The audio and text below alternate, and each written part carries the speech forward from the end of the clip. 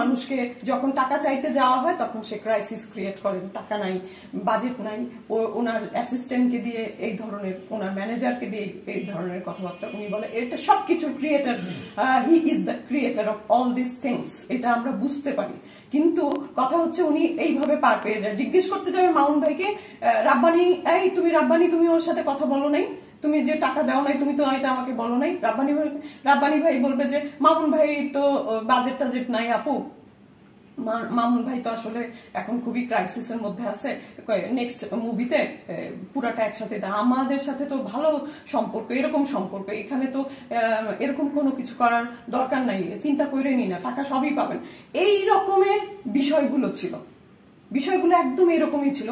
এই যে আর্টিস্ট যারা, আমি যাদের স্ক্রিনশট দিছি, হ্যাঁ, তারাও এখন কিসের ভয়, কিসের আর্টিস্টদের মনের মধ্যে ভয় আমি জানি না, সেই পুরনো ভয়, তারাও এখন যে একটু ভয়েসটা রেইজ করবে, বলবে যে টাকাগুলা পাই, দেয় না কেন এখনো, সেই ভয় কাটাতে তারা এখনো পারেনি। তাতে অবশ্য আমার কোনো সমস্যা নাই। আমি যদি এখানে এই জায়গাটা ক্রিয়েট করে দিতে পারি যে মানুষ কাজ করবে, টাকা পাবে, এটা হচ্ছে যে সবার জন্য সুবিধাজনক হবে। হয়তো বা সাময়িক আমি কিছু সমস্যায় পড়বো, এটা আমার মাথায় আছে। আপনি একজন পরিচিত মুখ আমরা জানি এবং মিডিয়ার সবাই জানে, চেনে, কিন্তু সাকিব খানের মুভিতে এরকম একটা টাকা পাবে না, টাকা দেয় নেই আর্টিস্টদের, সাকিব খানের মতো একজন আর্টিস্ট যার টপ লেভেলের একজন, এক নাম্বার আমাদের বাংলাদেশে এবং বাইরের দেশেও এখন বলে যে সে মেগা স্টার, তার মুভিতে একজন আর্টিস্ট কাজ করে টাকা পায় না। এক্ষেত্রে কি সাকিব খানের ইয়াতে কোনো প্রভাব পড়তেছে নাকি, যে তার মুভিতে কাজ করে, ডিরেক্টর দেয় নাই সেটা ঠিক আছে, কিন্তু তার মুভিটা কিন্তু তার, সে আর্টিস্ট, এবং আপনি তার কাছে কোনো কমপ্লেন করছেন নাকি এই বিষয়ে, এবং তার মুভিতে কোনো প্রভাব পড়বে নাকি, এইটার বিষয়ে দুইটা ক্লিয়ার করবেন। প্রথমত, মুভিতে যদি একটুও প্রভাব পড়ে, এই ভয়ে কিন্তু, এই শঙ্কা থেকে কিন্তু এতদিন এই বিষয়টাকে ক্লোজ করে রেখেছি। তা না হলে আরো আগে হয়তো বলতাম, ঠিক আছে, আরো কিছু মানে সময় নিতাম, যে তখনই যখন আমি টাকাগুলা পাইনি, একটা একটা করে তো 3টা মুভি হয়ে গেল। সহ্যেরও তো মানুষের একটা সীমা আছে, তো সীমা ছাড়িয়ে যাওয়ার পরেও আমি চুপ করে থেকেছি শুধুমাত্র কিন্তু মুভিটার কারণে, এবং বলারও সুযোগ ছিল না। সে সময় সরকারও ছিল, বিগত সরকার, হ্যাঁ, তো সবকিছু মিলিয়ে ওই বাক স্বাধীনতাটাই ছিল না। আর যদি বলেন যে মুভির উপরে কোনো প্রভাব পড়বে কিনা, মেগাস্টারের মুভিতে কিছুতে কিছু প্রভাব পড়বে না। তার যে পরিমাণ জনপ্রিয়তা, এবং অনেকে বলছে যে আপনারা কি এটা চলচ্চিত্রের প্রমোশন করছেন বা চলচ্চিত্রের প্রচারণার জন্য আপনারা এই ধরনের একটা ড্রামা ক্রিয়েট করেছেন, এটা অনেকেই বলছে। তো আমার মনে হয় না যে এগুলা প্রভাব পড়বে। আর একটা বিষয় হচ্ছে যে ওনাকে আমি এটার ভেতরে টানবো যে উনি আসলে এটা তো কোনো সমাধান যে দেবে, আমি আসলে ওনাকে বদার করতে চাইনি। আমি অবশ্য ওনার কাছ থেকে একজন সাংবাদিকের কাছ থেকে নাম্বার নিয়েছি, ওনার হোয়াটসঅ্যাপের সাথে কানেক্ট হয়ে থেকেছি, বাট আমি এই কথাটা এখন পর্যন্ত ওনাকে এখনো বলিনি। কিন্তু আমার কাছে মনে হচ্ছে যে ওনাকে জানানোটা একটু প্রয়োজন ছিল, কারণ উনিও হয়তোবা কখনো বলবে যে তোমাদের এত সমস্যা, তুমি আমাকে ফোন দিতা, 1 নিমিষেই সমাধান হয়ে যেত।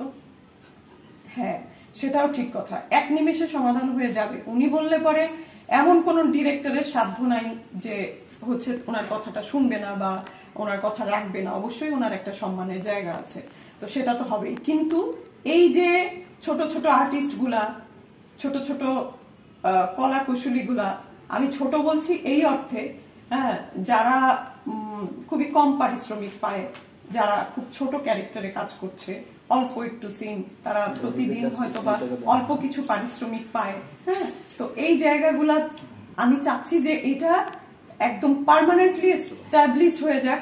শুধুমাত্র অনন্য মামুন না, সবাই ওনাদের পারিশ্রমিক গুলা যাতে ফিক্সড হয়, যে কাজ করবে টাকা পাবে, এইভাবে বঞ্চিত যেন কেউ না হয়। সাকিব খান অর্ডার দিয়ে দিবে, টাকা কিন্তু সবাইকে দিয়ে দিবে, হয়তো একদিনের মধ্যেই দিয়ে দিবে, অনন্য মামুন যে কোনো ভাবেই হোক দিয়ে দিবে। কিন্তু আমি চাইছি যে জিনিসটা একেবারে রুট লেভেল থেকে এই সমস্যার সমাধান হয়ে যায়। আচ্ছা আপু, একটা সেকেন্ড আপু, যেহেতু বললেন যে সাকিব খান, আপনার কি মনে হয় যে এটা ভুল সিদ্ধান্ত হয়েছে যে আগেই মিডিয়াকে না প্রচার করে আমি যদি সাকিব খানকে একটা কল দিতাম কিংবা তাকে জানাতাম, তারপরে আমি এটা কি আপনার কাছে মনে হয় যে ভুল সিদ্ধান্ত হয়েছে? আমি বলছি না, এটা আমার একেবারেই ভুল সিদ্ধান্ত না, এটা একদমই ভুল সিদ্ধান্ত না। কারণ হচ্ছে উনিও একজন আর্টিস্ট, উনি মেগাস্টার, অবশ্যই উনি আমাদের কাজ বলি বা সব দিক দিয়ে বলি, মিডিয়াতে তার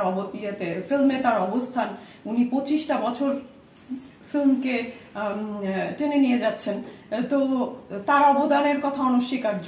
কিন্তু আমিও ইন্ডিভিজুয়াল একজন আর্টিস্ট, আমার অধিকারের কথা আমি কেন আরেকজন আর্টিস্টকে নালিশ করব?